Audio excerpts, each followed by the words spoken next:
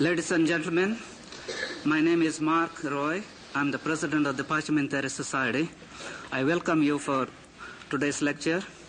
I want to introduce to you the honored guest on my extreme right, Ambassador Barish from Costa Rica, Mr. Robert Mueller, Assistant Secretary General for commemoration of the 40th anniversary of the United Nations, and of course you all know our honored guest. Today, we are also celebrating the 22nd anniversary of the Parliamentary's encyclical letter, which was issued by Pope John XXIII on the 11th of April 1963. So we have a double occasion to celebrate, not only of the Parliamentary's encyclical, but also we have with us our honored guest, the world teacher. You all know Mr. Krishnamurti, and I don't need any introduction for him. It is with great pleasure I present to you Mr. Krishnamurti.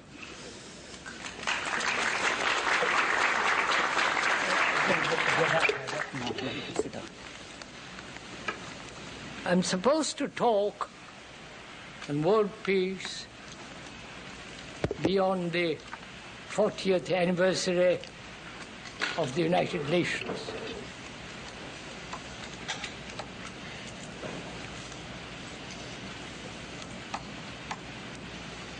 Mankind, man, has lived on this earth over 50,000 years,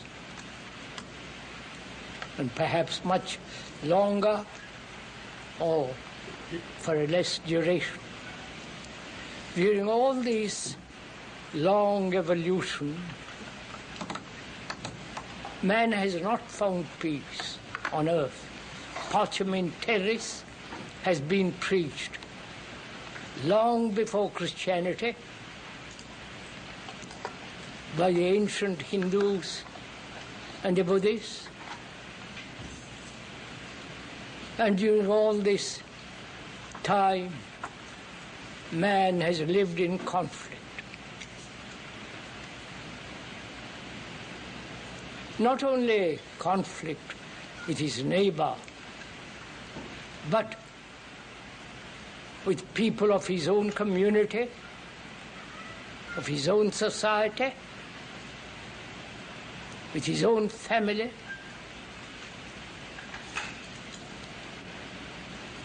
He has fought, struggled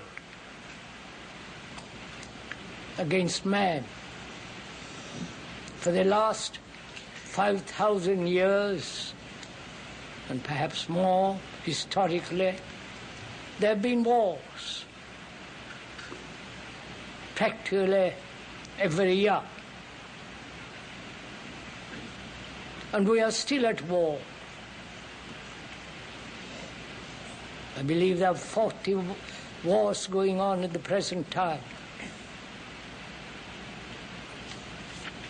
And the religious hierarchy, not only the Catholics but the others, groups, have talked about parliamentarism, peace on earth, goodwill among men.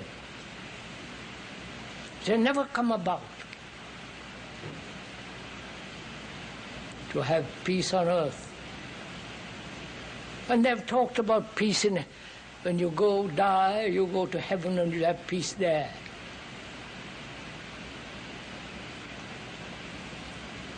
One wonders if one is at all serious why man kills another human being in the name of God, in the name of peace, in the name of some ideology, or for his country, whatever that may mean, or for the king and the queen and all the rest of that business. Probably we all know this, that man has never lived on this earth, which is being slowly destroyed, why the man cannot live at peace with another human being. Why there are separate nations, which is after all a glorified tribalism, and religions, whether it be Christianity, Hinduism, or Buddhism, they're also at war with each other. Nations are at war, groups are at war, ideologies, whether it is the Russian or the American or any other category of ideologies, they're all at war with each other, conflict. And after living on this earth for so many centuries, why is it man cannot live peacefully on this marvelous earth? This question has been asked over and over again. An organization like this has been formed around that. What is the future of this particular organization? After the 40th year, beyond what lies?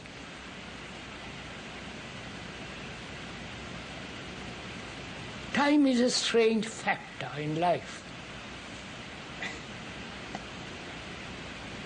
Time is very important for all of us. And the future is what is present. Future is now.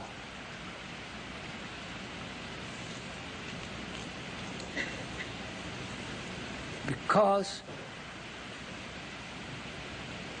the present, which is also the past, modifying itself now, becomes the future. This has been the cycle of time, the path of time. And now, not beyond 40, after 40th year of this organization, but now, at the present time, if there is no radical change, fundamental mutation, the future is what is now. And that's been historically proved, and we can prove it in our daily lives. Or with man and woman are in perpetual conflict. There'll be no peace on this earth. One may talk about it endlessly.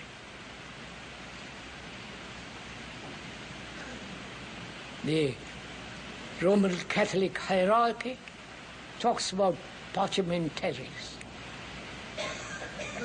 And they have been also responsible for appalling wars in the past.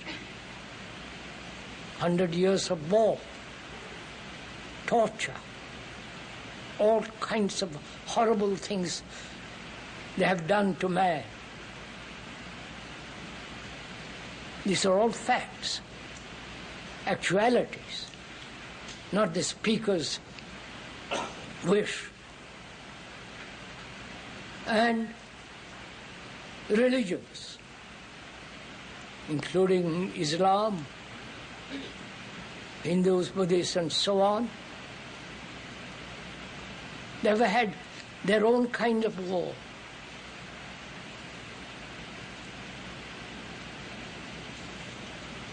And the future, beyond the 40th anniversary, is what is going on now. One wonders if one realizes that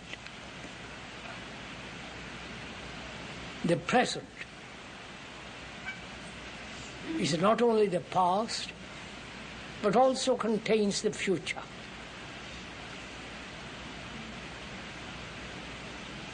Modifying the past, modifying itself constantly through the present and projecting the future. If we don't stop quarrels, struggles, antagonism, hate, now it'll be like that tomorrow. And you can stretch out that tomorrows for 1,000 years. It'll be still tomorrow. So it behoves us to ask ourselves whether we as human beings, single or a community, or in a family, whether we can live peacefully with each other. Organizations have not solved this problem. You can reorganize, but war still goes on. So organizations, whether it's world organization or a particular kind of organization to bring about peace, such organizations will never succeed because human beings, individually, collectively, nationally, are in conflict. Strong nations like America or Russia are at war with each other, economically, ideologically, and actually. Not bloodshed yet. So, peace cannot possibly exist on this earth if there are nationalities, which, as we've said, is a glorified tribalism.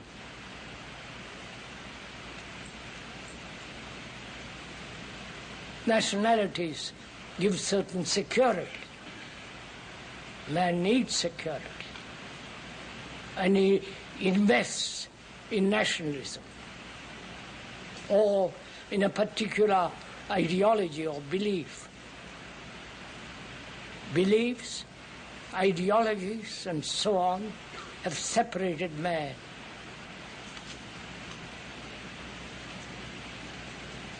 And organizations cannot possibly bring about peace between man and man because he believes in something. He believes in certain ideologies. He believes in God, and others don't. I wonder if one ever considered religions based on a book, like the Quran or the Bible.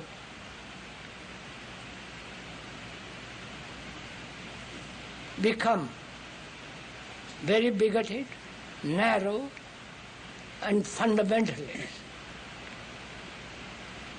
And religions like the Hindu and the Buddhist, there are many, many books, all considered sacred, real, straight from God's mouth. So, they're not so bigoted. They tolerate, they absorb. So there is this conflict going on. Those who rely or put their faith in books and those who do not put their faith in any book. So the conflict between the book and those who accept multiple books. I wonder if one is aware of all this. And we're asking deeply, if you are serious at all, whether you and I and those of us who are involved in organizations can live at peace with each other. Peace requires a great deal of intelligence, not just demonstrations against a particular form of war, against the nuclear or whatever, the atom bomb and so on. Those are the products of minds, brains that have entrenched in nationalism, in some particular form of belief, ideology. So they are supplying armaments, the powerful ones, whether it be Russia, America, or England, or France, armaments to the rest of the world. And they also talk about peace, supplying at the same time armaments. It's a vast, cynical world.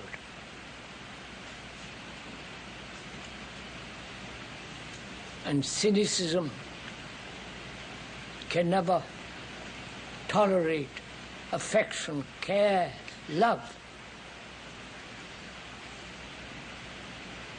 I think we have lost that quality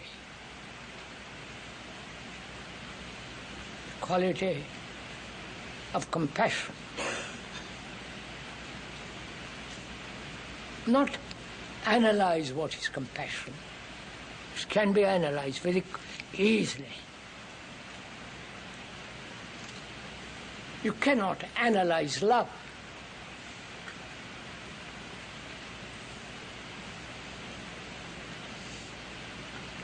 Love is not within the limits of the brain, because the brain is the instrument of sensation, is the center of all reaction and action. And we try to find peace, love within this limited area.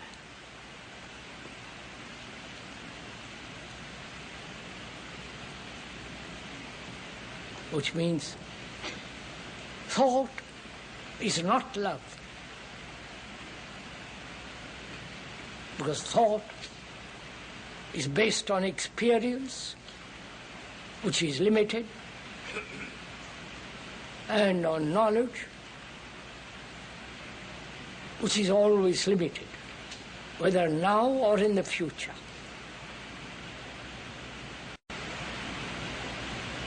So knowledge is always limited.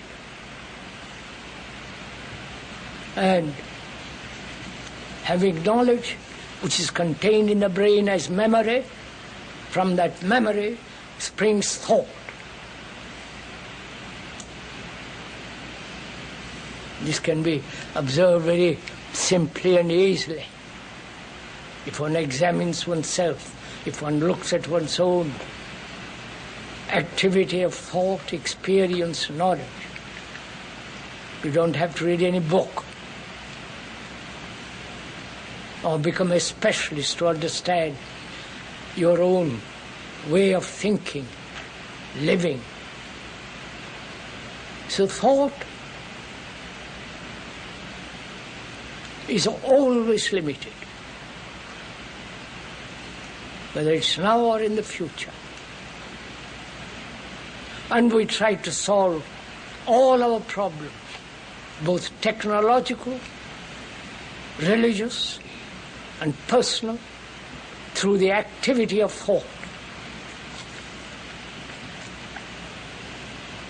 Surely thought is not love. Love is not sensation or pleasure It is not the result of desire. It is something entirely different. To come upon that love, which is compassion, which is its own intelligence. One has to understand oneself, what we are, not through analysis, but understanding our own sorrows, our own pleasures, our own beliefs.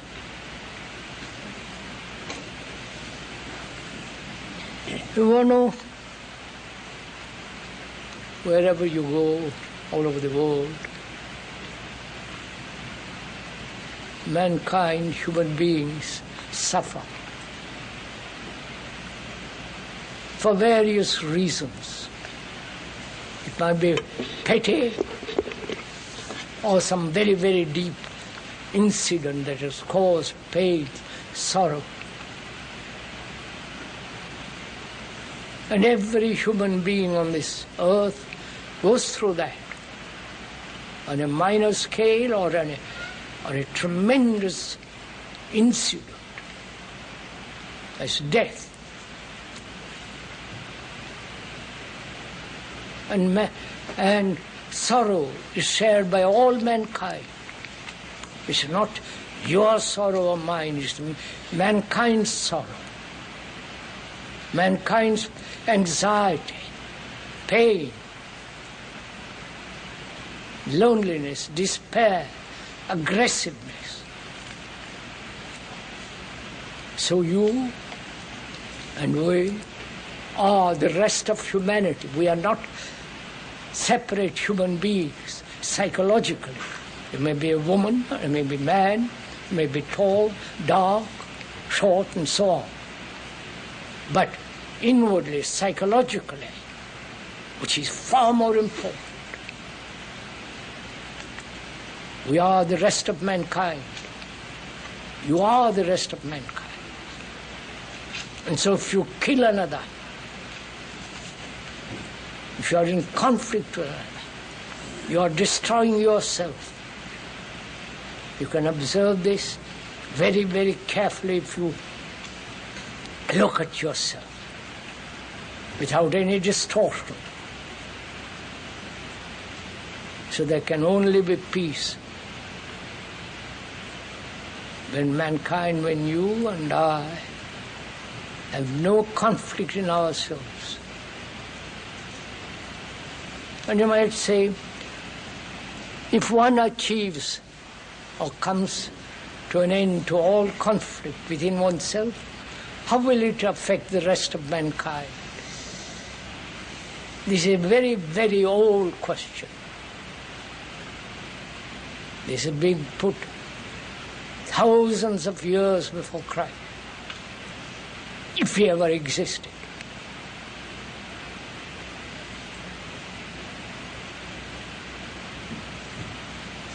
And we have to ask within ourselves whether sorrow, pain, anxiety, and all that can ever end. If one applies, looks, observes with great attention, as you look with considerable attention when you are combing your hair or shaving, with that quality of attention heightened, you can observe yourself, all the nuances, subtleties.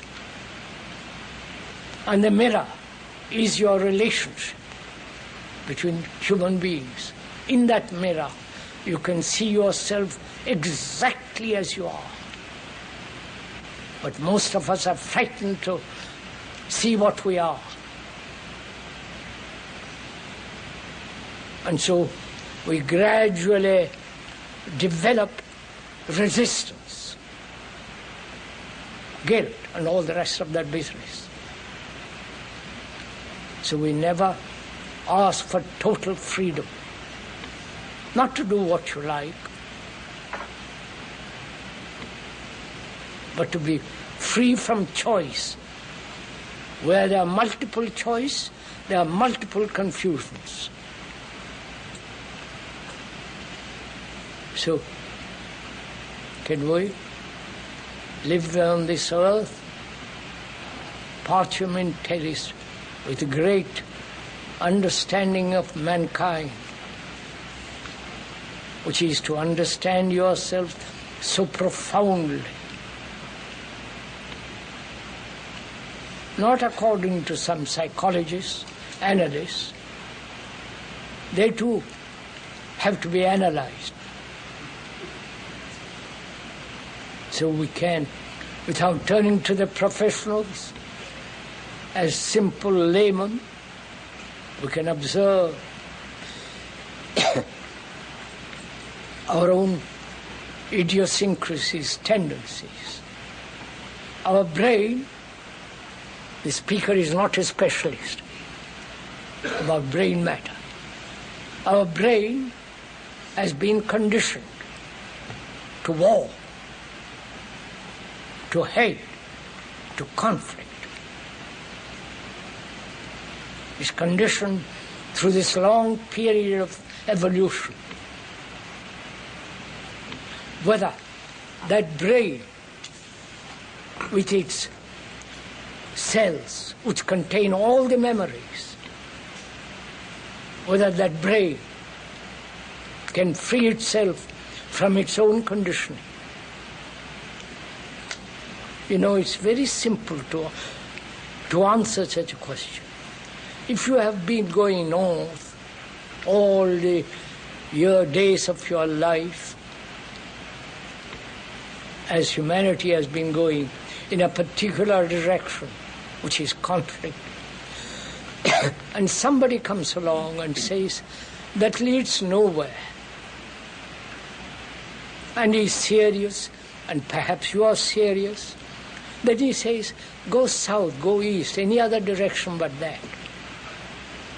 And when you actually move away from that direction, there is a mutation in the very brain cells themselves, because you have broken the pattern. And that pattern must be broken now, not 40 years or 100 years later. And can human beings have the vitality, the energy to transform themselves into civilized human beings, not killing each other?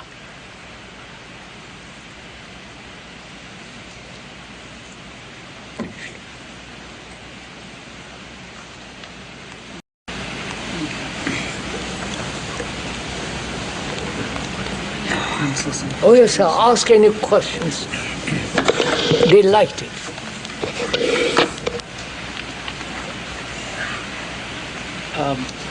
Mr. Krishnamurti,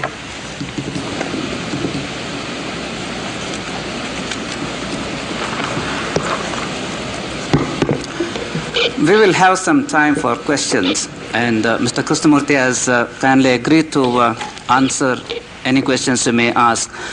When you ask a question, please raise your hand so that the sound will be connected. Thank you.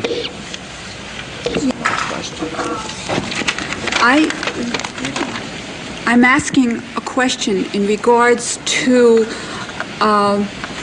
wanting a spiritual expression that I feel linked up with. Am I being heard? I don't think so. I don't understand. Yes.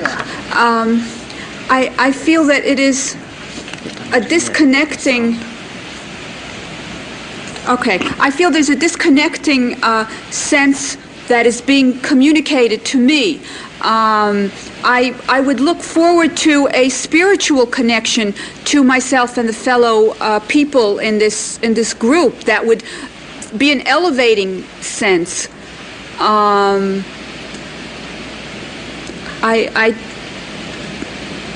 that is what I would look forward to experiencing at this lecture, a more uplifting spiritual sense of oneness rather than an intellectual expression. First of all, I don't understand the word spiritual. Is it emotional, romantic, ideological, or something vague in the air? Or facing actuality, what is going on now, both in ourselves and in the world? Because you are the world. You're not separate from the world. We have created this society. And we are that society. And whatever experiences one has, so-called religious and spiritual, one must doubt those very experiences. One must question, be skeptical. I wonder if you realize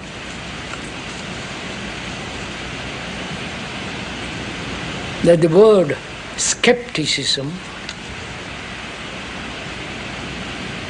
questioning, inquiring, is not advocated in the Christian world. Whereas in Buddhism and Hinduism, that's one of the essential things. You must question everything till you discover or come upon that truth which is not yours or any other's. It is truth. And this inquiry is not intellectual. Intellect is only a part of the whole human structure. One must look at the world and oneself as a holistic being. And truth is not something to be experienced. If one may point out, who is the experiencer apart from experience? Is not the experiencer part of the experience? Otherwise you wouldn't know what experiences had. So the experiencer is the experience. The thinker is the thought. The observer, in its psychological sense, is the observed. There is no difference. And where there is difference, separation, there comes conflict. With the end of conflict, there is freedom. And only then truth can come into being. All this is not intellectual, for God's sake. This is something that one lives, finds out.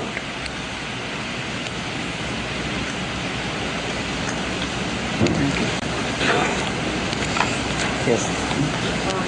You lay a great deal of stress on inquiry and skepticism. I wonder if you could tell me if faith plays a role in there too.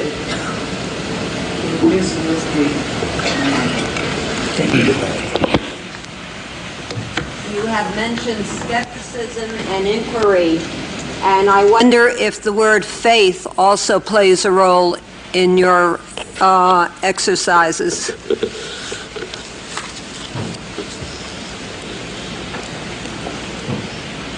What is faith? What do you put your faith in?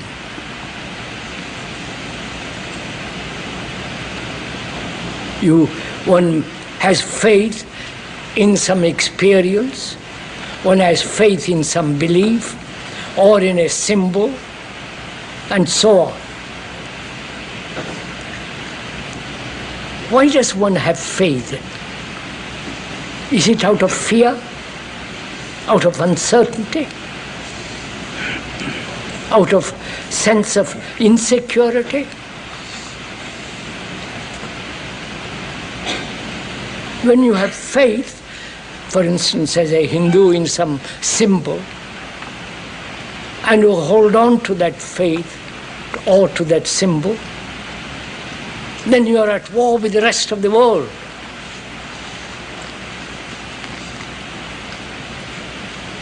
But to inquire gently, hesitantly, questioning, asking yourself, then out of that comes clarity. And there must be clarity to understand that which is eternal.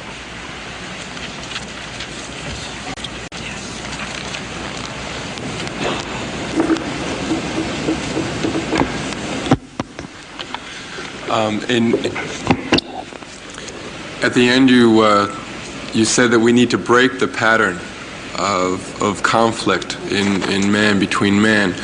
My question to you is, do you see that as something, as an evolutionary process that will inevitably happen, or do you see it as something that we all have to work very hard to achieve? And there's an expression that goes something like this: in times of darkness, the eye begins to see. And why I'm throwing that at you is because, in a sense, either it's going to happen or it's not going to happen, but how do you see it happening? I don't quite understand your question, sir. All right. You talk about breaking the pattern. Man has a pattern, Yes, the brain sir. has a pattern. Yes. And that pattern has to be broken in order for there to be peace in the world. Of course. All right. Now, do you see that pattern, the breaking of that pattern being an active movement or a natural progression in the evolution of man? Sir, have we evolved at all? I think we're continuously evolving. So you accept evolution, psychological evolution. We're not talking about biological or technical evolution. Psychological revolution, after a million years or 50,000 years, have we changed deeply? Aren't we very primitive, barbarous? So I'm asking if you will consider whether there is psychological evolution at all.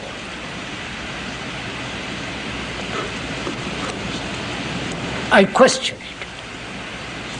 And I don't really know. I don't personally, to the speaker, there is no psychological evolution. There is only the ending of sorrow, of pain, anxiety, loneliness, despair, and all that. Man has lived with it for a million years. And if we rely on time, which is thought, time and thought go together. If we rely on evolution, then another 1,000 years or more, and we'll still be barbarous.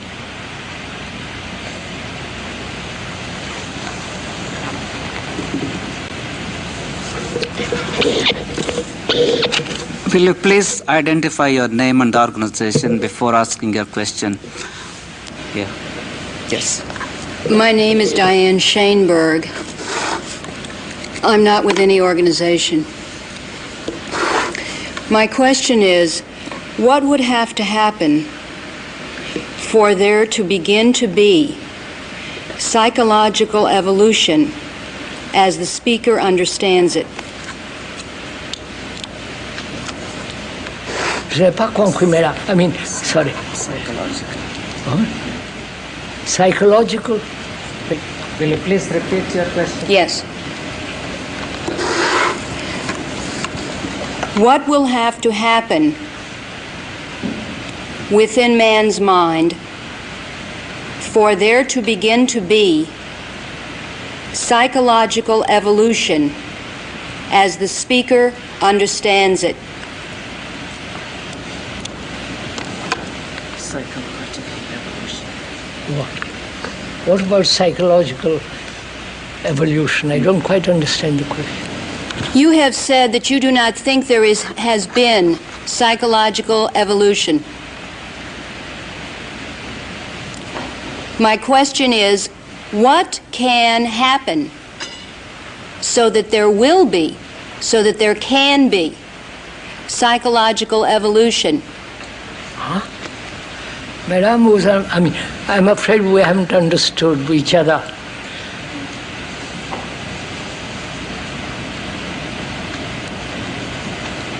We have lived on this earth from the historical as well as ancient inquiry on this earth for 50,000 years or more or less. And during this long period of evolution, psychologically, inwardly, subjectively, we have remained more or less barbarous, hating each other, killing each other. And time is not going to solve that problem, which is evolution. And is it possible, we're asking, for each human being who is the rest of the world, whether that psychological movement can stop and see something afresh?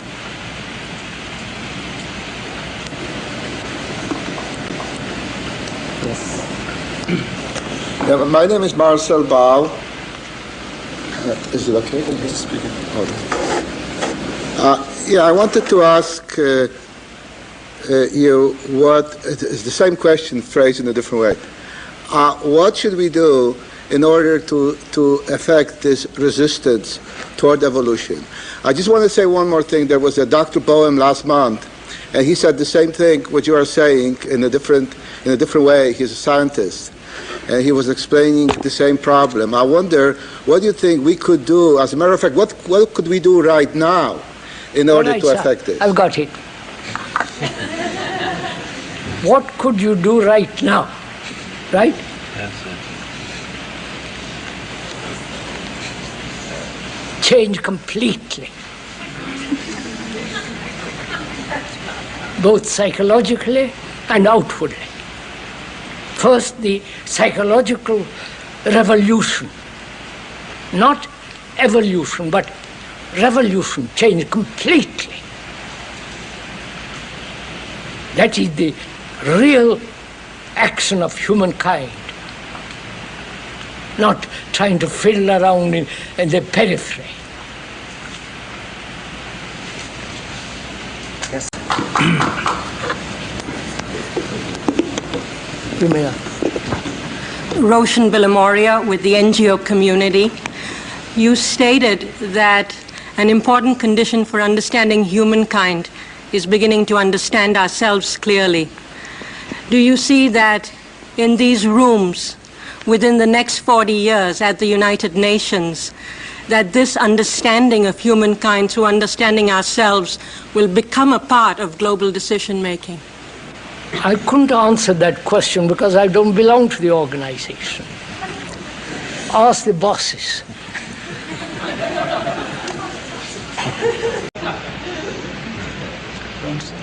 My name is Harry Lerner, and I'm the UN representative for the World Citizens Assembly and co-chair of the Communications Coordination Committee for the UN. And I'd like to for the record, state that Mr. Marcel Beau, who asked that very significant question before, is also a member of that group. And I trust that you and he will have a chance to talk a bit later, because many of his writings seem to be, highly related to your conclusions. But I would like to add another note, perhaps a note of greater encouragement in my question. You indicated that organizations may not provide the answer, and you also indicated that the history of humanity would incline you to pessimism about the future or salvation. And I think it depends upon the nature of the organizations and whether these are serving the interests of humanity and prepared to evolve as the UN and many other groups evolve and as humans evolve. For the record, let me just read a sentence from Dr. Lewis Thomas. You probably know him as a fellow author and the scientist, author, chancellor of the Memorial Sloan Kettering Center. He states, "We can build structures for human society never seen before, thoughts never thought before, music never heard before, provided we do not kill ourselves off, and provided we can connect ourselves by the affection and respect for which our genes are also coded. There is no end to what we might do on or off this planet." And the implication there, which I share, is that we have evolved because we have the capacity for love and cooperation, and that we are not doomed because we manifest hate and fear and greed and have succumbed in the past to iniquities like that. But by the very existence of the United Nations, we have an illustration of man's capacity for growth and shared goals. And I think that the present does contain the future, and we, by acting energetically in the present, can affect our future and our survival. Therefore, I ask, what is the answer to the question you raised about the when one achieves peace within oneself, how will it affect the rest of humanity, given the time limits? What's the question, sir? The question was, when one achieves peace within oneself, how will it affect the rest of humanity without organizational structures? I explained that. Forgive me, sir. I explained it. To say, if I change, how will it affect mankind, the rest of the world? That's the question, isn't it, sir? Yes. Wait a minute, sir. That is the question. I think, if I may most respectfully point out, that's a wrong question. Change, and you will see what happens.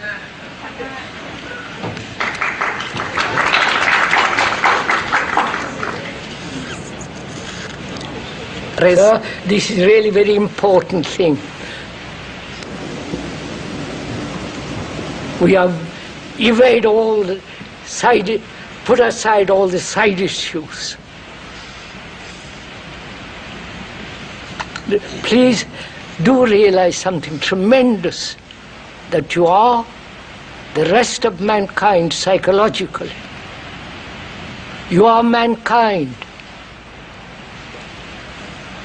Whether you live in India, or Russia, China, or in America, or Europe, you are the rest of mankind, because you suffer, and everyone on this earth suffers in his own way. We share that suffering. It's not my suffering. So when you ask a question, what difference will it make if I or you change?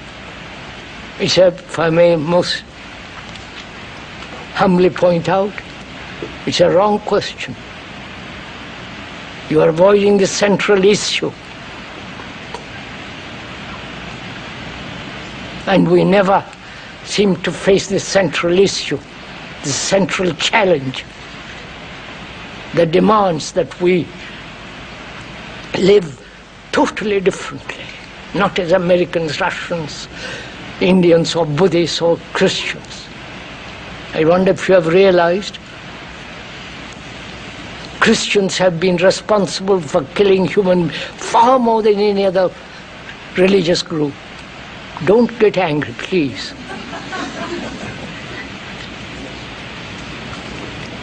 Then Islam, the Muslim world. Then the Hindus and the Buddhists come much later. So if the so-called Christians, the Catholics included, about 800 million people, if they said no more war, you will have peace on this earth. But they won't say that. It's only Buddhism and Hinduism said don't kill. If you kill, they believe in reincarnation, you will pay in next life. Therefore don't kill the least little thing, except what you have to eat, vegetables and so on. But don't kill. We as Brahmins were brought up that way. Not to kill a fly. Not to kill animals for your food. But all that's gone. So please, we are suggesting that the central issue to stop wars, you must stop your own antagonisms, your own conflicts, your own misery and suffering.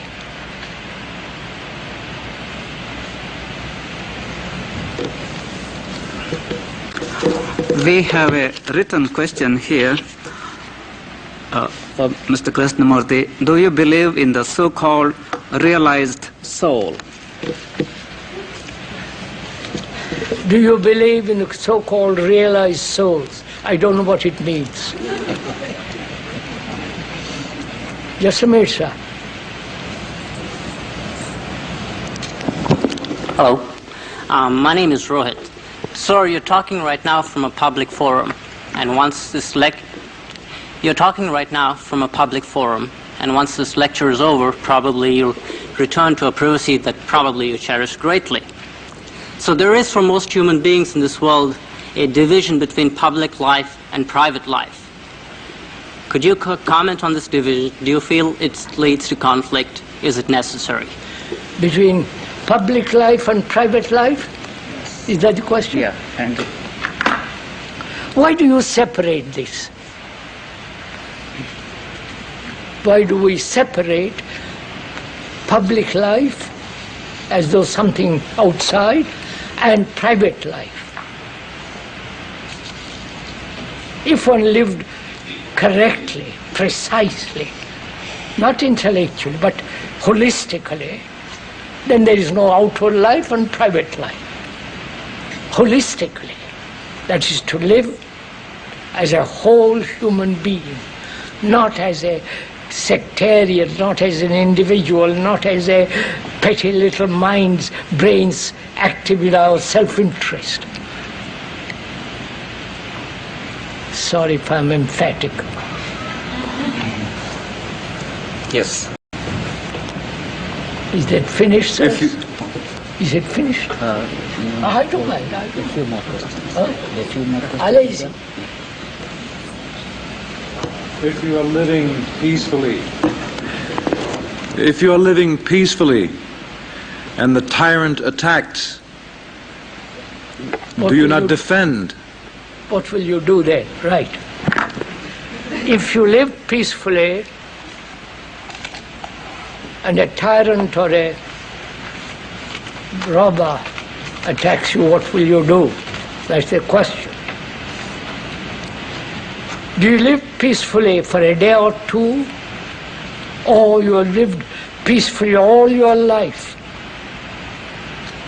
If you have lived peacefully for many years, then you will do the right thing when you are attacked.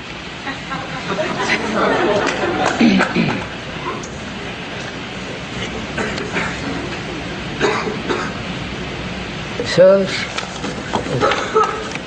the speaker has been at this talking for the last 60 years and more,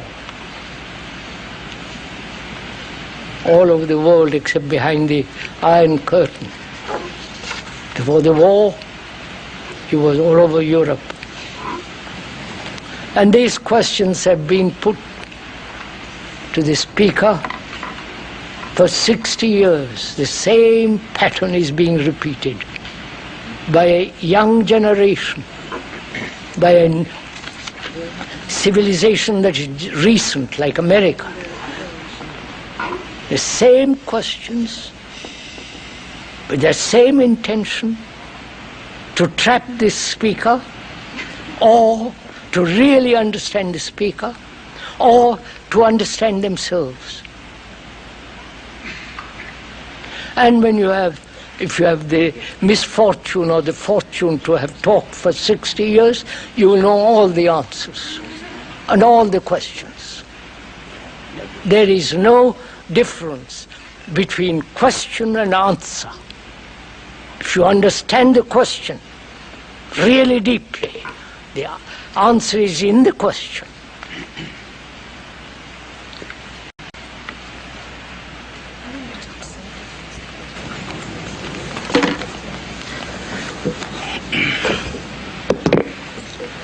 Mr. Robert Miller would like to ask a question. Well, it is not to ask a question, it is just to congratulate you for your statement and to confirm that having lived this organization for almost 40 years and having lived more than 60 years, I've come to the same conclusion as you. We are all being programmed. We are being programmed into a nation, into an ideology, into a religion. And all these are fragmented human beings. It took me 40 years to be in this house, to be deprogrammed from the 2 or 3 nationalities which were imposed on me. Each time I got also a gun to shoot on the other direction. And it is here, after having seen the world in its totality and humanity in its totality, that I have come to the conclusion that it is more important to be a human being than to be a Jew or a Catholic or a Frenchman or a Russian or a white and a black. And in my book, I will not kill under any reason and for any nation or for any religion or for any ideology. This is the conclusion which is also yours. Is it a conclusion, sir? It's... Or a actuality? That is my actuality. That's not a conclusion.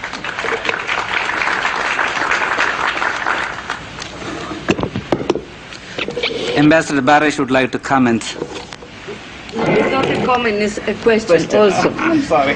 It is, as I am, of course, I am not arguing about religions, but I will remind that an eye for an eye and a tooth for a tooth is not exactly a Christian precept.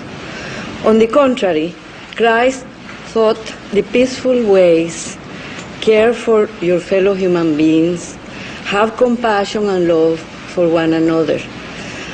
What I would like to know is how to break this pattern of confrontation among human beings. I'm not talking about states, because human beings are formed by, states are formed by human beings, and governments too. They are human beings that rule the countries. How could we break this pattern? How is it that mankind has not been able to practice such loving thoughts as those that Christ brought to us, and that were brought also by other religions, as Hinduism and Buddhism? I would like very much to see if we could find a formula, a solution to break that terrible pattern of confrontation and hate even between families, as Mr. Krishnamurti has pointed out, because it's not just war among nations, it's always that confrontation, rivalry, even among children.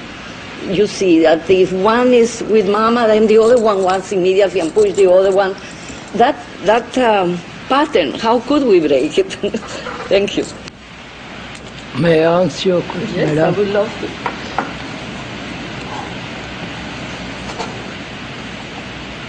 We are programmed like computers.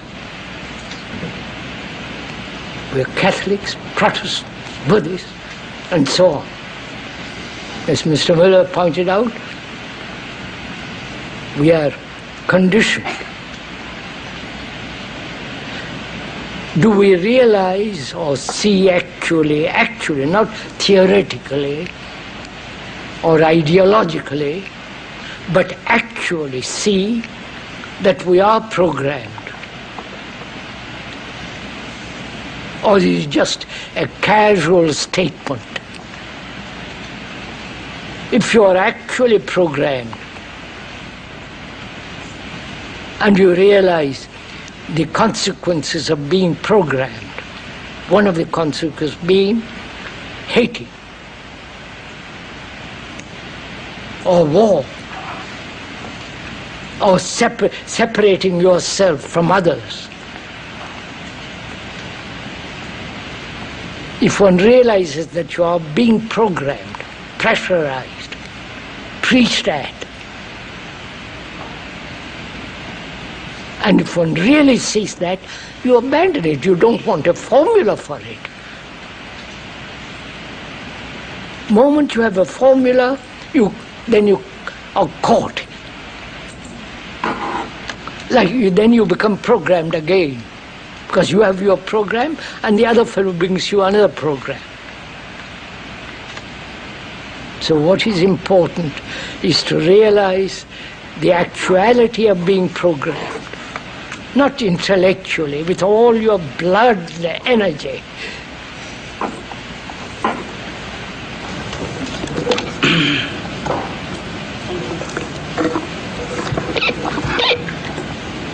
Because of the time element, we may not be able to entertain any more questions. On behalf of the Parliamentary Society and the Movement for a Better World, we would like to thank our honored guest speaker and Robert Mueller and Ambassador Barish, who are the honorary presidents of the Society, and all of you who came to attend the lecture today. I have a very simple ceremony before you leave. Mr. Krishnamurti was here last year on the 17th of April, just around the time we had the Parliamentaries Day. And this year, we were very fortunate to have on the 22nd anniversary of the Parliamentaries, and you already heard about it. On behalf of the Parliamentary Society at the United Nations, we have the honor of presenting you, Mr. Krishnamurti, the world teacher, with the United Nations 1984 Peace Medal.